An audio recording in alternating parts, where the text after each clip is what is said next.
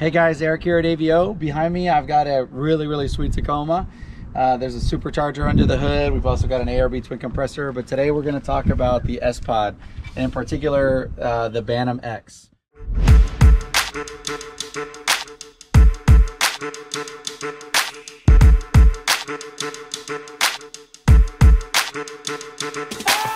So for a lot of our customers that are installing a lot of different accessories like a compressor, ditch lights, front auxiliary lights, light bar and stuff on the top of the vehicle, that gets really messy when you're looking at running a bunch of different switches inside the vehicle. And then it also makes it really messy around the battery of the vehicle too, because all those accessories need power and they all need a switch inside the car. So that's where the SPOD Bantam kind of steps in for us. This is an 8-circuit solid state fuse block that allows us to hook up all the different accessories directly to the SPOD.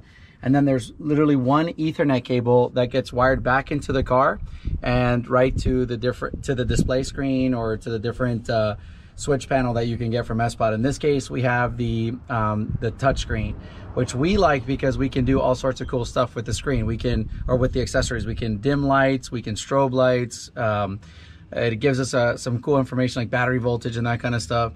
So it's a really clean setup. We've got a custom mount here because we've done a dual battery system from off-grid engineering on this vehicle. We've got a red arc in front, and then we custom mounted the SPOD to this side of the battery. And then if you follow me around to the inside of the vehicle,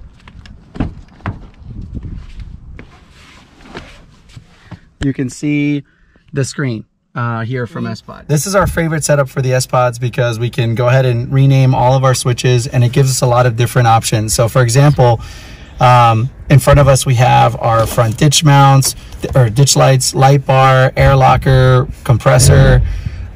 If we go to our ditch light, for example, I've got it set up to where I can now dim this light. So for auxiliary lights around the vehicle, that's awesome, so that when you're hanging around at night, you can dim those lights.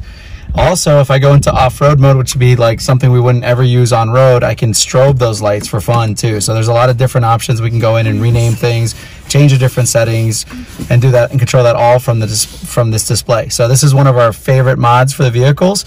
Also, a lot of cool different mounting solutions too.